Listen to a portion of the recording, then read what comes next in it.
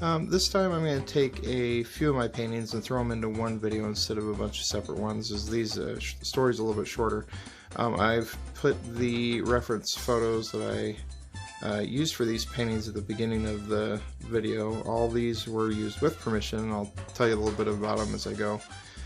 So in my paintings, if I use any reference photos, I try to use local photographers I know personally, or pictures I've taken myself. If I can't find any of those, then I go to other photographers, and of course I get permission from them. The first one, this is one that I did off of a reference photo of my own. This is called The Factory. This was done based on a picture I took. My wife and I were going to a concert in Boise, and on the way down there we saw those two stacks sticking up above, the desert. And on the way back we stopped, and it turns out this is an old concrete factory.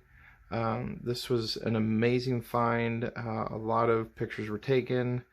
The photographer who took the photo for Hope actually went and did a complete photo shoot there. It was just amazing. Unfortunately, this place has been torn down. Lots of great opportunity for photographers there and artists, but unfortunately it's not there anymore. So we stopped, took a look. In this one, I did my best to capture all of the graffiti.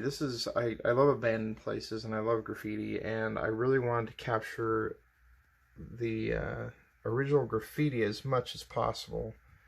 And because graffiti is an art in itself, and it was challenging, something I'd never done before.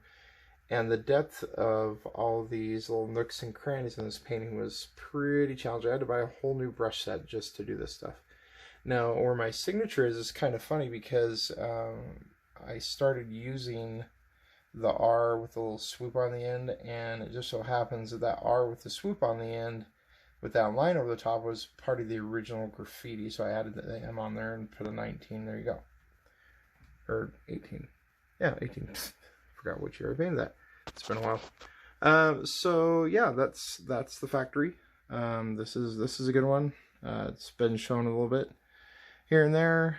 Hoping to show it more after all the state of the world gets better. Okay, on to the next one. So this one is titled Konigsee Bridge. Now, for any of you who speak German, I apologize if I murdered that one. Yeah, Konigsee Bridge. The reference photo for this one was taken by a friend of mine in high school, when he was stationed over in Germany. And this bridge resides, I believe he said, on the southernmost point of Germany, right near the Austrian border. This one was basically a study I did on water reflections. It was a lot of fun. I had a lot of fun with the trees too. It was a real challenge. If you want to find more of his work, you go to Studio 12 on Facebook. His photography work is there. You can check him out. And on to the next one. So here we have another kind of rundown piece that I did. This one, I follow a photographer, Lowri Jen Photography, Lowrijen Photography. You can find her on Facebook, Instagram. She's over in the UK, and she does amazing photography of abandoned, rundown places. I really want to use some more of her stuff in the future. I did get permission to use this, and it was just a blast to paint. Very challenging.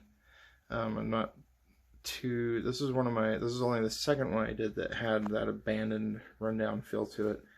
And my daughter actually suggested I do this one, so she kind of picked it out, and it was a lot of fun. My last one is Forgotten Pathfinder.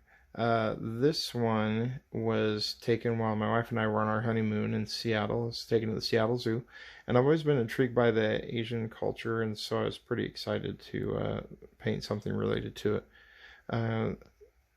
in the reference photo, there's a asphalt path, through there where people walk and everything. But I took that out, put some old cobblestone in there.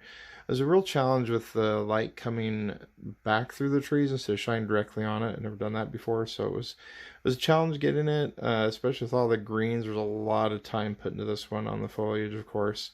And but yeah, it was a lot of fun. So I will put the links to the two other photographers in the description below. I hope you enjoyed this one. After this, I'll be jumping into my fantasy artwork. We'll talk about the book cover a little bit, and then we'll move on to some of the other stuff that you haven't heard much about. So stay tuned.